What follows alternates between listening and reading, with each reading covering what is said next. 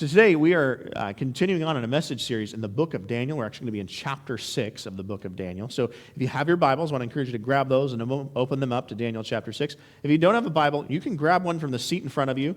You can see it'll look just like mine. And if you're using that, I've even got a page number up here for you. It'll be on page 889. Now, we're at a transition point today because this is the last part of the book of Daniel. We're just finishing the first half of it.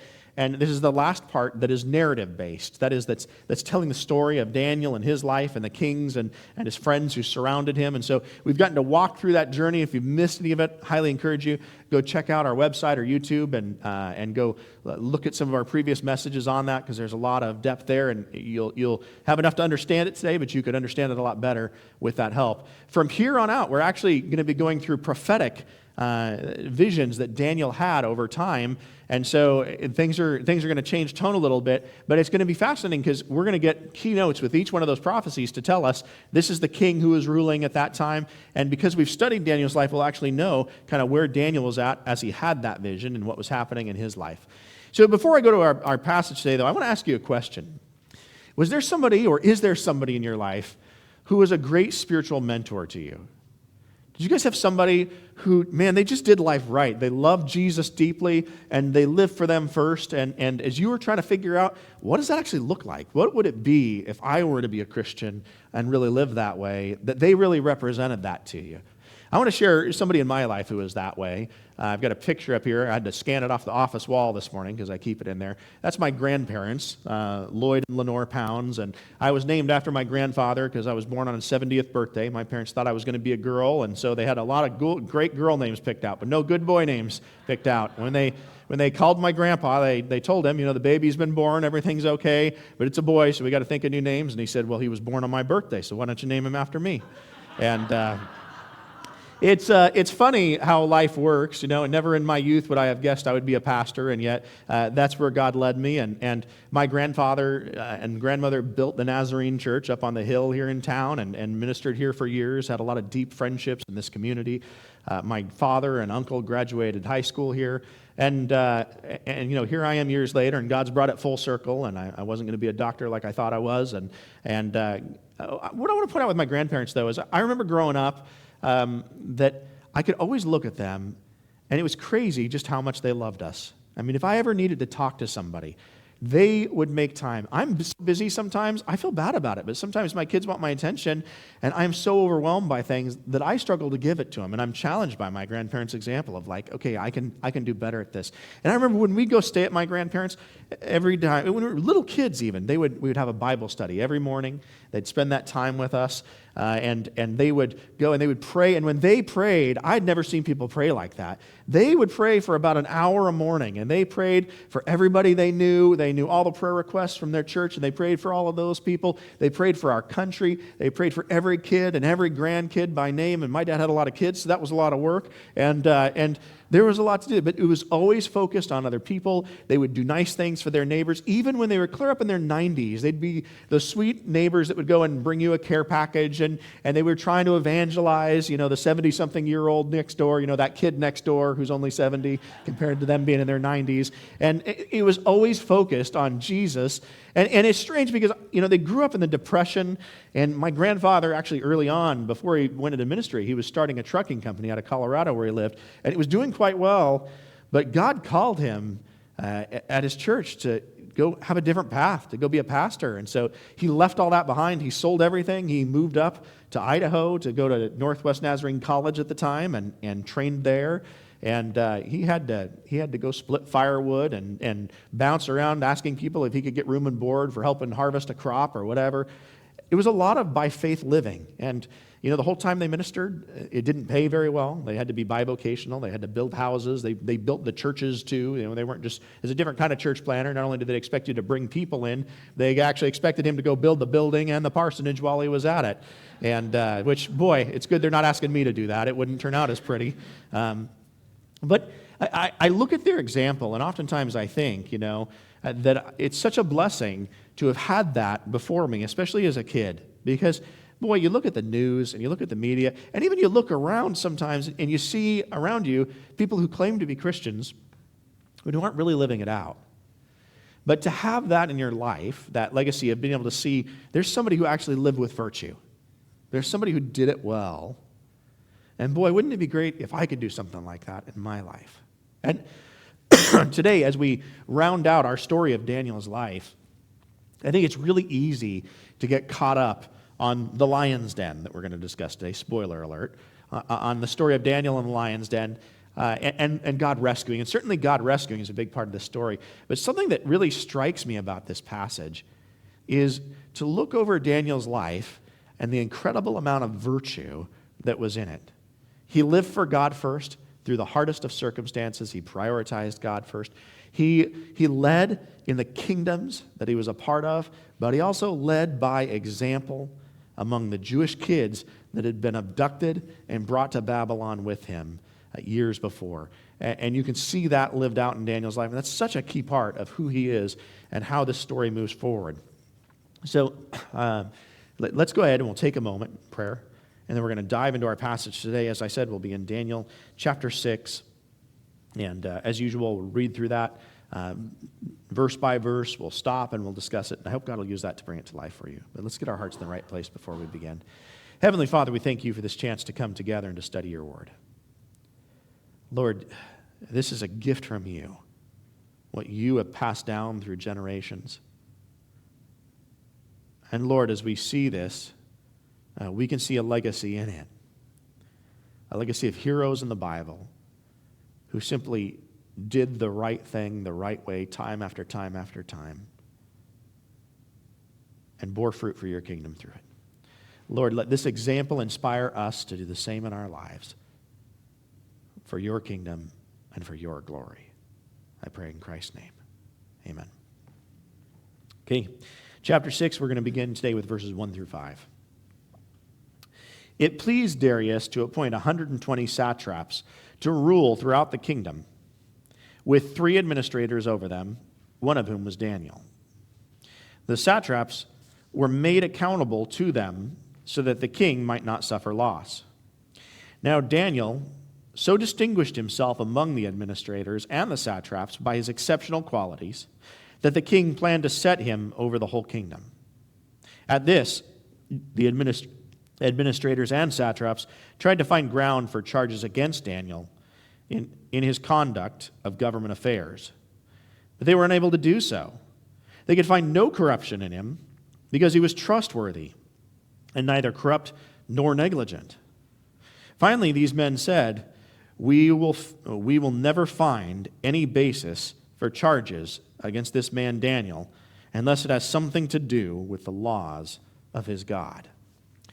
Now, as our passage left off last week, we talked about King Darius here, who we discussed is likely actually King Cyrus that we're talking about. But we read about King Darius and how he came in, he conquered Babylon with very little bloodshed. He had a very masterfully laid out military plan, actually rerouted a river and got in there. And he has taken over, and it's fascinating in the scope of Daniel's life. At this point, Daniel was an administrator for Nebuchadnezzar, and then there was all the palace intrigue with the 3 or 4 people in between Belshazzar and Nebuchadnezzar, these other kings. They were stabbing each other in the back, murdering each other, politically lobbying to get around each other. And Daniel seems to have fallen out of favor at that point. And then again, right at the end of the Babylonian Empire, under Belshazzar, the current king then, he comes in, and once again, on the same night the guy dies, he's appointed to this high position of being the next in command of the kingdom. And here Cyrus comes in, and Daniel, as we spoke about last week, he brings a passage from Isaiah that prophesied about Cyrus by name, reads it to him, and we see that from then to now, and we don't know precisely how long that is, but one could guess it's been a matter of years, that the king has come in and he's actually set up the method by which he reigns these people. He set up 120 satraps. That's basically a word for governors. Now, archaeologists argue about this a little bit. Some people thought they were simply people who ruled over a region. There seems to be evidence to suggest that many of them may had a region, like a city that they were in charge of, but many of them may have actually just been roving government officials too, who helped solve affairs in the kingdom, who decided whether somebody was guilty of a crime or not. And so these guys had some pretty unilateral authority to just go and solve all kinds of civil and criminal criminal manners throughout the empire and protect the interests of the king. And above those 120 satraps, the king appointed 3 different administrators who would then be the people who those satraps answer to. They would be the ones who rule over them. And they really were supposed to watch out for the interests of the king, first and foremost, make sure that his will was being done and things were being taken care of. And we hear that Daniel, here, once again, he enters into a completely different dynasty, a completely different king, and he's rising to the top of it. He's becoming the most respected guy in the kingdom. And in fact, we hear warning here that after all of this government infrastructure is put in place, because the king has conquered this new land and he needs to figure out how he's going to rule over it, that within a few years here, we could guess 5 years maybe, and mind you, at the point where it was conquered last time, Daniel would have been in his 80s. So now he's later in his 80s. He might even be in his 90s, which is unheard of age-wise at this time. But as we look over the length of the reigns of all these different kings, we can do the math and figure this out. And so Daniel is here, and he's still the most trustworthy person in the kingdom. But, sadly, being really efficient at your job does not always mean that people will like you, does it? No. And so, especially in the world of politics, in fact, being competent, it might be a burden to you. It's hard to know.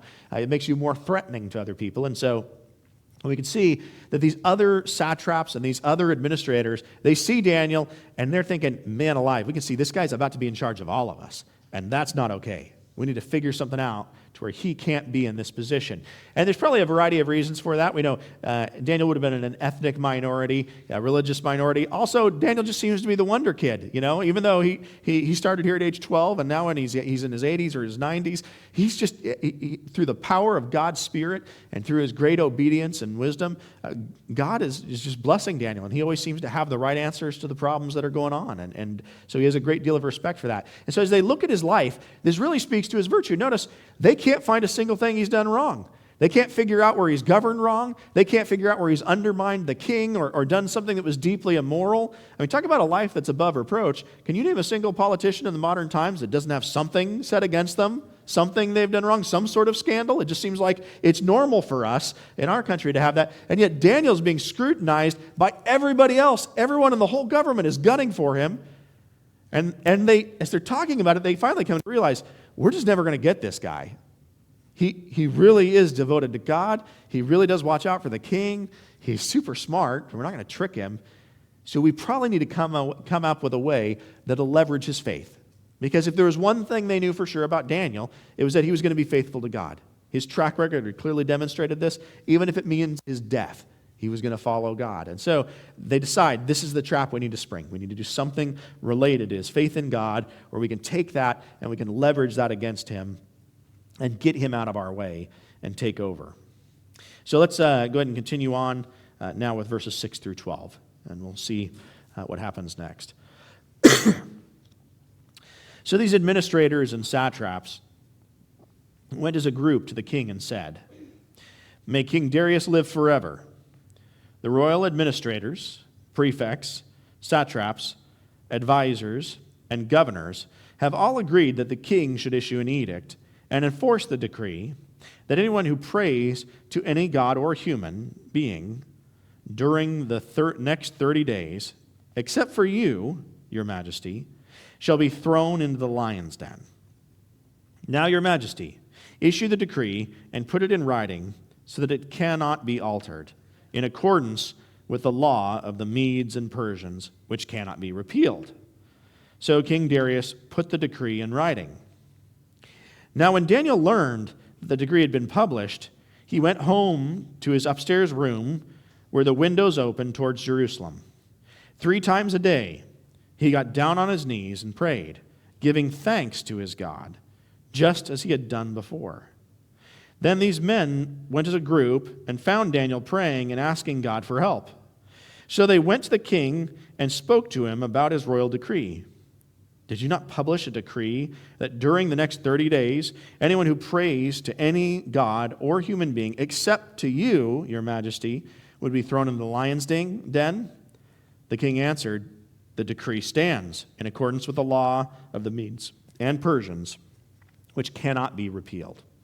Now, you notice repeatedly here we read that cannot be repealed part. That's an important part of this passage. And we see the same thing noted in the book of Esther as well, when she's dealing with the same empire, that according to the law of the Persians, when a king made a decree and put it in place, that was binding and he couldn't repeal it. So it was a matter of you can't just change the standard all the time. Now, I'm sure that gave some stability to the government. That would be one element of it. But also, if you're promoting yourself as somebody who has divinity or somebody who has key access to the divine, what would it look like if you changed your mind every 10 minutes? You wouldn't look very godly, would you? If you're really godly, if you really know God so well and God just speaks to you, or the gods speak to you, or you're even one of them, well, then why don't you just know the answers? Why do you got to go back and keep changing your mind about what the best way to do things is? And so it's also a way to avoid the king from losing face. And as we see in this passage, these administrators, they come before the king and they have this idea and they say, for the next 30 days, we want to recommend to you, king, that we put a new policy in place that nobody can pray to any gods or to any human beings except to you. Now, a lot of scholars argue about this. There seems to be weaker evidence that Darius actually thought himself to be a god. Likely, and there are assertions that Darius is the key one who communicates with the gods. And so the idea is that in some sense, he's sort of like how some people might view the Pope. He's this person who could go and talk to God even though I couldn't. He's this person who could advocate with the gods even though I don't have the ability to talk to the gods the way that he does. But he's extra close to them. And so if I pray to him, that he'll be able to convey my prayers over to the gods and pass them on that way. Another interesting historical note is that King Nabonidus, who is father to Belshazzar, one of the things, we talked last week about how he was wildly unpopular in his rule. One of the things that made him wildly unpopular was that the idols he didn't like in the kingdom, he actually took a bunch of them and locked them up in his palace and forbid the worship of several of those pagan idols. And something that King Cyrus does, or Darius does, during his reign in Babylon, is that he has 1 month a year while he's there. And for context sake, I'll mention he spends half of his year back in Persia, and then he winters in Babylon. It's like his Arizona. It's his place to go snowbird at. And so he's half the year, historically, he spends in Babylon, in the palace there. And one of those months that he's there, he goes ahead, and each year he releases some of the idols that he captured back to the people. This caused a lot of tension, though, because there were some groups that said, yeah, my God's better than his God, so his God shouldn't be allowed to be out here. And so when he did that and the worship of those idols restarted, there's historical records that there was sometimes some turmoil with the people. And so some scholars suggest, and I think this could very well be true, that these gentlemen, if you can call them that, these satraps and these administrators, they're coming to the king during this time of tension and saying, hey, you know what, if you want to simplify things during this time, when you're passing the idols back, what you could do is just say, nobody can pray to any of those idols anyway for a month. They can just pray to you, and then you'll be the one to talk to God about it. And then if they're rebelling and doing something wrong, it gives this buffer time, and it'll be their fault, and you can discipline them for it. And so perhaps that's part of what is going on at work here. It's interesting, though, because Cyrus is also one of the people who's so religiously tolerant that to his credit, he's actually going to allow the Jewish people to head back home and to worship their God. And so his religious tolerance is one of the nice elements of who he is. But this trap is set now. And notice that before Daniel goes up to his house to start praying, he hears about this. He knows what's happened. He knows it is now illegal for me to go and pray to my God. And yet we see Daniel had this habit where every single day, 3 times a day, he would fall on his knees. He would enter a humble posture before God. He would open his windows in the upper room of his house, and he would angle his body towards Jerusalem and lay down there and pray to God in the direction of where the temple was, though by this point the temple's destroyed anyway. But still, he's trying to be reverent to God. And notice, it's very easy to miss this, but Daniel hears all of this. I want to point out a few elements of this. Daniel, they know he does this every day by habit, and he's got to know they're gunning for him. They're watching for him. It's not like they were all super friendly to him or something like that. Here he is, this outsider, and they know that this is a good way to catch him. But notice, does he shut his windows? Is it sinful to shut your windows when you pray? I sure hope not, or else I've been doing it wrong a lot. There's no reason he can't. I mean, why wouldn't he just hide it? Why not conceal what's going on? Your life is on the line. But Daniel's never going to hide the way that he feels about God. And Daniel's a leader in the Jewish community, and he wants to lead by example and show other people, as a spiritual leader here, I'm not ashamed of God, and you shouldn't be ashamed of God either. And if they kill us for doing us, then they kill us for doing this. And not just that, but notice it talks about what Daniel prayed about, and it notes there that he was giving thanks to God. All right, well, that makes me scratch my head a little bit, because if I'm honest about it, maybe I'm a little bit dramatic here, but I look over Daniel's life, and I can think of a lot of reasons not to say thank you.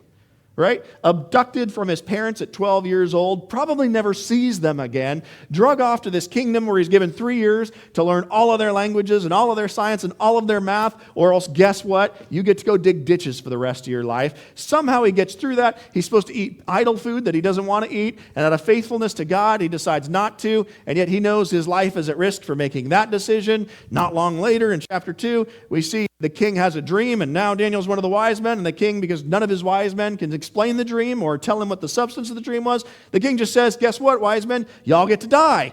And I bet at that point, Daniel's thinking, man, I'm not sure it was such a blessing to be a wise man after all. This doesn't seem like a very good deal. And yet, God, to his credit, rescues him, but there's some drama there. Then later on, he's off on vacation, and his 3 best friends, they get thrown into a fiery furnace. And Daniel must be thinking, I know they'll do that to me too. Time and time again in Daniel's life, his life has been threatened. He's lived through palace intrigue and insurrection and all kinds of things. He has been at the top of government and then quickly fallen to the bottom of government. And his life has been super volatile. A lot of things have gone wrong. And every time something does go wrong, it just seems like everybody's going, okay, Daniel, what's next? Well, that's even worse. They all look to me and I have that pressure on me. Everything seems like it's gone wrong in a lot of ways for Daniel. This isn't that, if when you were a kid growing up, maybe you thought, I want to be like the heroes of the Bible. When you think about the substance of what it was to be Daniel, would you really have been excited about that? Could I be abducted from my parents at age 12? That'd be awesome. What if I almost got killed by the government many times over? That would be fun. Those are not normal things we dream about. And here Daniel is, he's outlived all of his friends, Azariah, Hananiah, and Mishael, or Shadrach, Meshach, and Abednego, his closest friends, they're likely gone at this point, passed away, because, again, life expectancy is around 35 at this point in time, and so for him to be up in his 90s is surreal. And yet he's still here, and he's still serving God. And I bet he thought, these retirement years, it sure be nice if the pace could slow down a little bit. If it could get a little more boring. I'd settle for boring for a little bit, Had to walk up to Cyrus as he paraded into the kingdom and could have gotten killed just doing that. Time and time again, Daniel has had rough spots in his life. And yet here Daniel is doing what Daniel always does. He's stopping and he's giving thanks to God, even while a new group of people is plotting on a way to murder him. Isn't that crazy? Yesterday, I was with my family visiting Marge Hudson, who used to go to our church here. She's a good friend, lives in Roseburg at a nursing home now. She's 104 years old. 104 years old. And while we were sitting there talking to her, she was talking to us about, and it's funny, because, when you get people that old and wise, I just like to let them talk and listen. It's a smart move. They made it that long. They probably learned a thing or two in 104 years, right? She said, I had somebody talk to me the other day, and they were complaining about, this person never talks to me, and this person isn't nice to me, and I don't like the food here. And they were complaining about everything. And she said, I just turned to them and I said, you choose how you feel about all of this, and you just need to stop your complaining and be thankful for what you have. You can choose to be unhappy, or you can choose to be happy, and your circumstance don't really matter. Well, isn't that interesting? 104 years later, somebody figured out something that Daniel had figured out way back then. Daniel's dealt with problem after problem. And last week we talked about how pride was such a danger for the king who fell in Babylon there, for Belshazzar. Pride was such an issue for him. Daniel here is showing us one of the antidotes to pride. One of the biggest antidotes to pride in your life is giving thanks to God for the things you should be giving thanks to him for. And the funny part is, you might think, Pastor, you don't know how bad my life is. I bet it's not as bad as his, by the way. But you might think, you don't know how bad my life is. You don't know how many things are going wrong, how rough it is for me.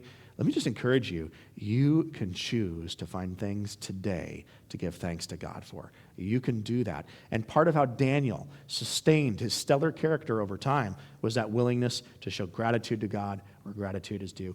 And even now, seemingly on his deathbed, with the most powerful people in the whole government gunning for him, Daniel stops and he gives thanks to God. And it does mention there, he asked God for deliverance and that. But Daniel, like Hananiah, Azariah, and Mishael, when they face death, Daniel has to know it's not guaranteed. God may decide this is the end of my time. And honestly, in his 80s, in his 90s, who knows, maybe he's ready. Maybe he's ready to end that journey. But he's trusting God to decide that.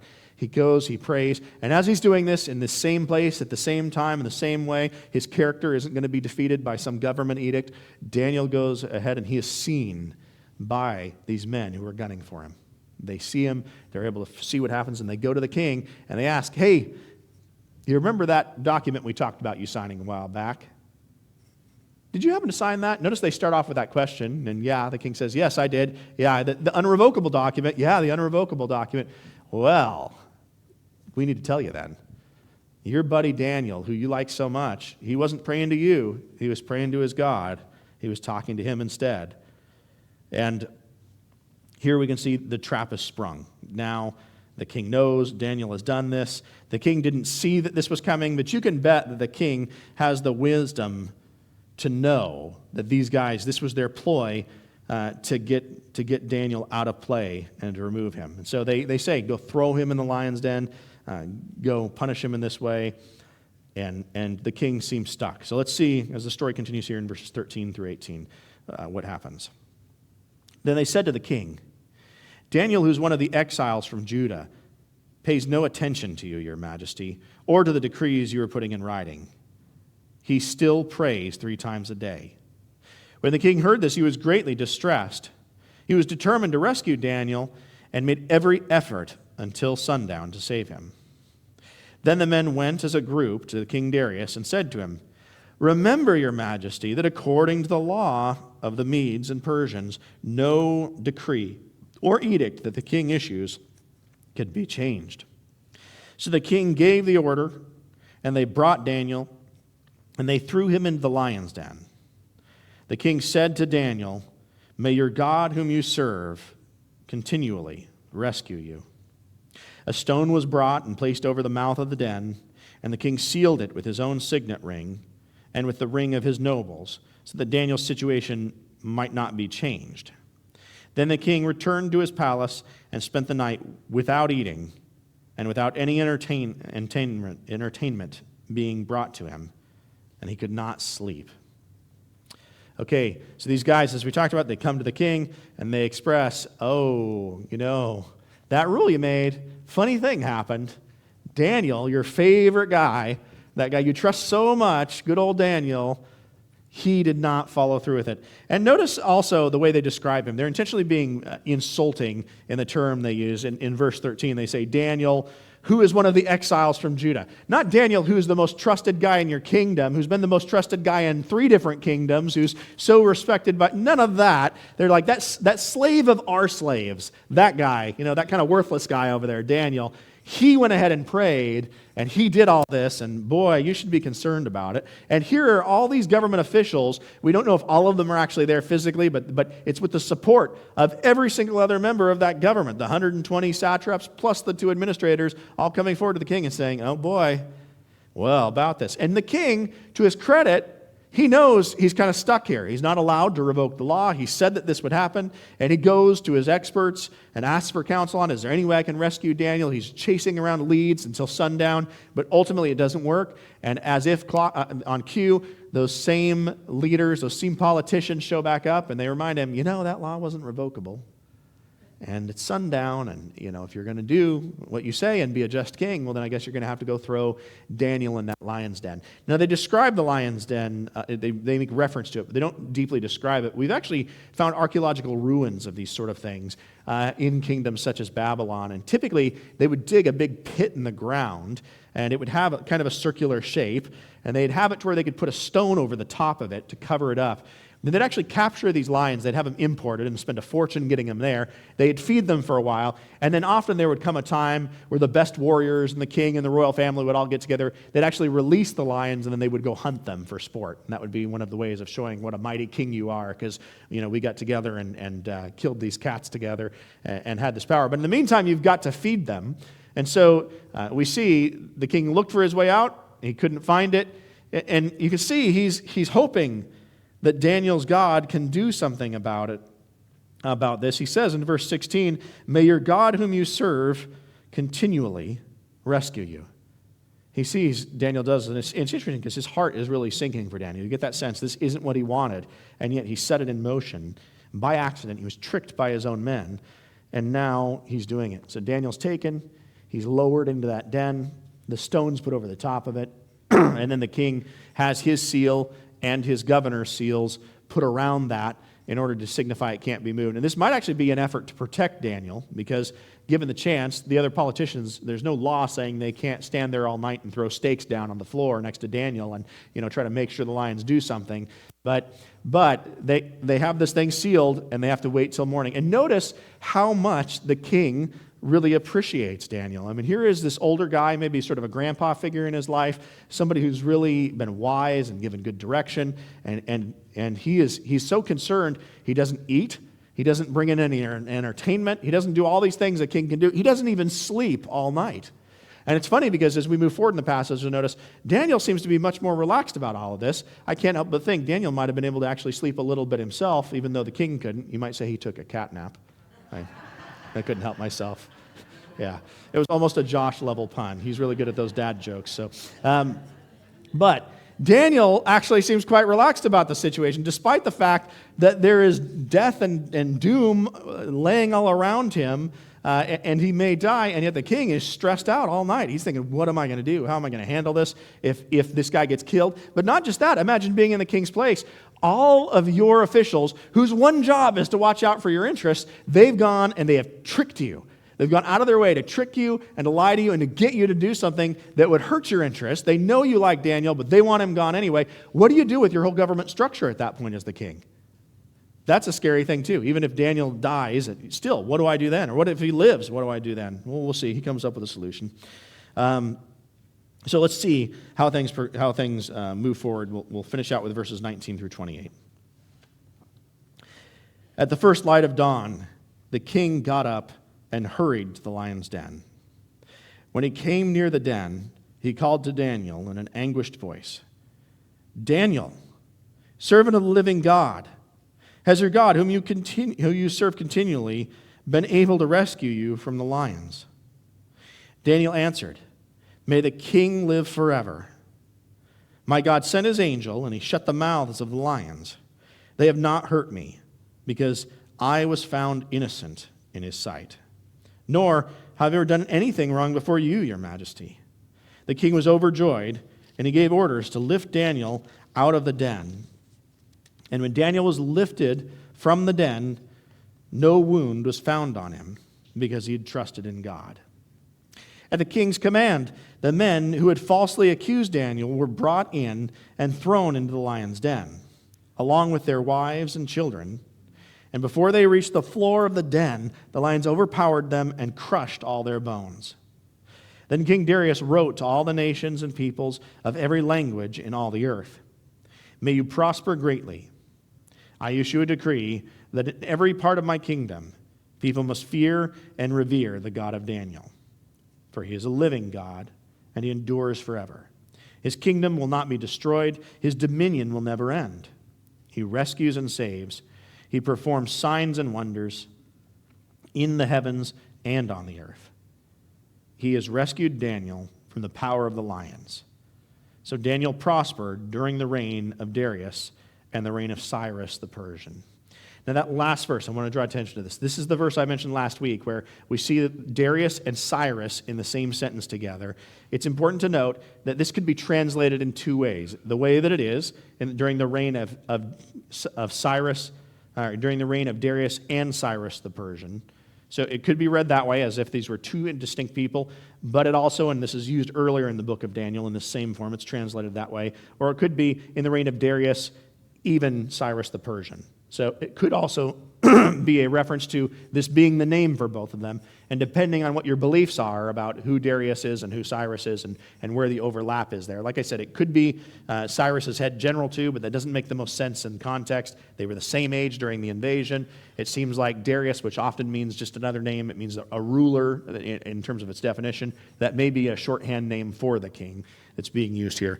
So to quickly explain that, we see that. But in terms of the narrative and what's been going on, we see at first light, Darius hasn't been sleeping all night. He runs down to where the lion's den is, and you got to imagine he must be really wondering, what am I going to find here? I could find one of the people I trust most in the world crushed into cat food down at the bottom of this thing, or not. And he asked that question. He knows Daniel can't do this on his own. He says, Daniel, can your God, who you pray to, who you serve constantly, did he rescue you? Was he able to do that? And Daniel says, and we don't have an account of it in the narrative, but Daniel tells us this detail. God, whether Daniel could see it or not, we don't know, or what it looked like, but God sent an angel down there, and an angel shut the mouths of the lions and stopped them from eating him. Now, the funny part to me is there's a lot of scholars who will try to excuse the miracle that happened here. And one of the common ways to excuse the miracle is to say, the lions just must not have been hungry. You obviously didn't read the rest of the passage, if that's what you're thinking, right? If you say like they just weren't hungry, then you obviously didn't finish the story, because that excuse flies out the window really quick. Daniel is brought up on a rope. He's brought out of the lion's den. And now the king does something very interesting. It's intriguing to me because it's something that's mentioned in the Maharavi Code, which is a Babylonian legal code that it dates back to clear around the time of Abraham, but it was established by one of the third kings of the Babylonian Empire. And it had this huge legal system in it that it laid out, one of the first examples of that in human history. But among it, there was a rule in there, and I think the Babylons probably are thinking of this, the king is probably thinking of this as he's doing this, that says basically, if you go and you falsely entrap or falsely accuse somebody of a crime knowingly, you go out of your way to frame somebody for something, then you, if that's found out, then you should suffer the punishment that would have been given to them. Boy, that would be nice in America sometimes too, wouldn't it? That's actually not a bad principle. If you go out of your way to try to set somebody up and get them to take the fall for something, wouldn't it be nice if that person, there was some justice that way? And so Daniel is rescued. He professes what God has done. And then the king turns and he does something pretty extreme. He takes all of those people. Now, we don't know if it was the ringleaders of the group or if it's truly all 120 of the satraps along with the two other rulers, but some variation thereof, and he throws them in the lion's den. And notice that the lions were told before they even hit the ground, they are being ripped to pieces by these lions. They're apparently quite hungry, and they're going to have weeks' worth of food down there for them. We see not only that, but the families of them are taken in there too, which seems a little bit extreme. I want to point out with this, the idea in this passage isn't that this is prescriptive of the way that justice should be done. This is what the king decided to do. The king was not a believer, but in his mind, this seemed fair enough. Okay, this is the way we're going to handle it. So the idea here isn't that the Bible is saying you should punish the children for the sins of their parents. It in fact says distinctly the opposite of that. But it's a king, and a king can do what a king wants to do, and he does this very thing. And maybe it'll make people think twice before they try to make a move like this in the future. So those guys all die, all those guys who are gunning for Daniel. Now, if you filled one of their jobs, I bet there'd be something on your mind that you definitely don't want to do in the course of your career, right? And in fact, the king goes a step further, and he actually makes a decree to say none of you guys are allowed to speak against the God of Daniel anymore. This God can deliver people. This is a God who's powerful. And look at the details of that. Here again is the most powerful man on earth, and he's coming out and he's making these declarations about who God is. And why does he know these things? Well, he knows these things because somebody acted with the virtue that Daniel did, and God blessed that. God used Daniel to show other people this is what it's like to follow God, and God's using Daniel for that today. As we read this, we're seeing the same thing. Here looking at the latter part of verse 26, for he is a living God and he endures forever. He knows this God's eternal. His kingdom will not be destroyed. His dominion will never end. I'll be long gone, he realizes, and yet Daniel's God will still be there. He's seeing these aspects of him. He rescues and he saves. He performs signs and wonders in heaven and on earth. God's power is unlimited. In heaven itself or down here on earth, he can rescue, he can save, he takes care of his people. Isn't that nice to know today? I'll tell you, there's sometimes I've been praying for rescue. But God is faithful. And Daniel knew here he might still die. He might be a martyr for his God. But he was ready for that. He was ready for that because he knew what came next. And it wasn't eternal suffering. It was peace in the presence of God. It was worshiping God and knowing him like he never knew him before. But God rescues and saves. He rescued Daniel from the power of the lion. So this goes out throughout the whole kingdom. People know this is the story of a guy who followed God. And here we hear the last of what we hear about Daniel's life in verse 28.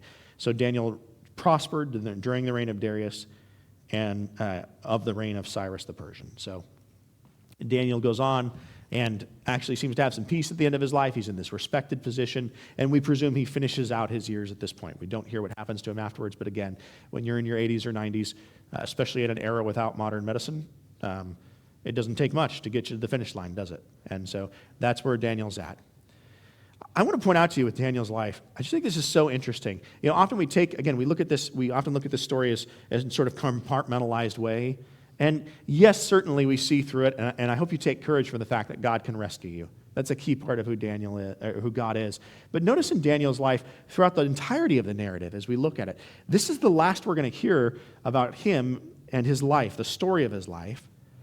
And we just keep seeing note after note after note here, that here was somebody who decided that no matter what the world said, no matter what pressure there was from the people around him, no matter what riches or advancement there might be from it, he was just going to serve his God, and he was going to do that first. And that's what mattered. It wasn't about Daniel's ego. It wasn't about his fame. When he wasn't the head guy in the kingdom during the rule of these various kings between Belshazzar and between Nebuchadnezzar, we have no record of him plotting to try to get back in that inner circle. I bet he didn't want any of it. And even when he's offered by Belshazzar this position of, hey, you can be third in command of the kingdom. After me and my dad, we'll put you in command next. Even then, he says, you can just keep that. That's fine.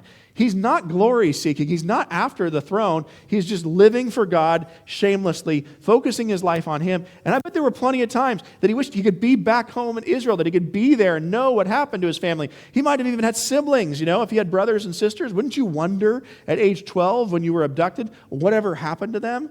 What life there could have been there? And yet, Daniel has gratitude. He thanks God for everything, and he focuses his life on following God and following God first. Daniel leaves a legacy of doing what's right, even when it's deadly and even when it's hard. What kind of legacy are you leaving? Ouch. I want to ask that today. What kind of legacy are you leaving? And let me tell you, if you're not leaving that legacy yet, you can make that decision. Man, how broken I was when I was 16 before I knew Jesus. It was a mess. I'm sure that at age 14, I did more sins just that year alone than Daniel did in his whole life. It's pretty ugly. And I could have never imagined then that God would be so kind to renew my heart and to begin to transform me and to bring me to where I am now. And what I am now is not all that impressive. But from where I was, man, it was a dumpster fire. And now there's something salvageable, there's something redeemable. That God would ever put me with a wonderful woman like my wife and let me have that, have the beautiful family I have, get to minister at this awesome church. All of those things are gifts that God gave me. I don't deserve them, and yet, in his kindness, he did it. But what had to happen was a decision in my life, and what has to happen is a decision in your life as well, that from here on forward, God and I, we're going to be together in whatever we face, and he is my top priority. I'll live as a parent, I'll live as a grandparent, I'll live as a husband or as a wife, as an employee or an employer. I'll play all of those roles, but I'm going to play all of those roles with God at the center of what's happening. Daniel didn't go out of his way. I doubt he fantasized about being a ruler in Babylon someday when he grew up. This wasn't his life dream in all likelihood, and yet God used him in an incredible way, and he spiritually led for his whole nation in exile. And those people are the same people who are going to go back, and they're going to be the people who reestablish Israel and are the people through whom the Messiah comes. Daniel is a big part of that. And not only that, in the weeks ahead, we're going to read Daniel's prophecies, and we're going to see God is going to use Daniel not only to do all of those things, but also to lay out the entire history of the Gentiles in that intertestamental period that's going to happen during the Greek reign. We often call that the quiet years, when the Old Testament stops and the New Testament begins reporting. Daniel's going to give us incredible details about what happens in that time prophetically, and that's what lies ahead for us. All this is accomplished because a guy decided in his life, God comes first, no matter the cost. That's the way I'm going to live. And ultimately, he left a legacy that changed a nation. What if we aspired to leave a legacy that at least changed our neighborhood a little bit? Wouldn't that be good? Again, you're not big enough and strong enough, but God is, and he's waiting for you to enter with that kind of faith and pursue him in that way. That's the challenge I want to give you this morning. Some specific applications. I'm giving you a general challenge. Let me give you a specific one. This week, I want to challenge you guys at home. Daniel prayed 3 times today. I bet you could pray 2. And if you're physically able, I bet you could even be on your knees for 2 of those. And during that prayer time, I want to challenge you, while you're copying and emulating Daniel, copying somebody wiser than you are, than I am, let's take some time right there to give thanks to God. Let's fight our pride and take some time to give thanks to God for the many things in our life that he has blessed us with, and he could take away like that if he wanted to, but he loves you enough, he's let you have them. So let's have gratitude and pursue that. Now, at this point, I'm going to call Aaron forward. He's going to lead us in our communion and offering meditations, and I'll be up here to share some music in a minute. But please join me in prayer as we get our hearts ready for that. Heavenly Father, you are so kind to us. You have given us your word where we can see the testimony of a life like Daniel's. You delivered him, and you can deliver us time and time and time again in our own lives, as long as our eyes are fixed on you like his were. But Lord, today I pray that you would help us to, with humility, come before you and recognize you for who you are, and to accept the calling you put on every believer's life, to live a life that's a testimony to who you are. Lord, I pray, whatever our baggage and brokenness in our past, we know you forgive us through the blood of Jesus Christ. I pray that our tomorrows would be filled with time centered on you. We ask this in Jesus Christ's name, Lord. Amen.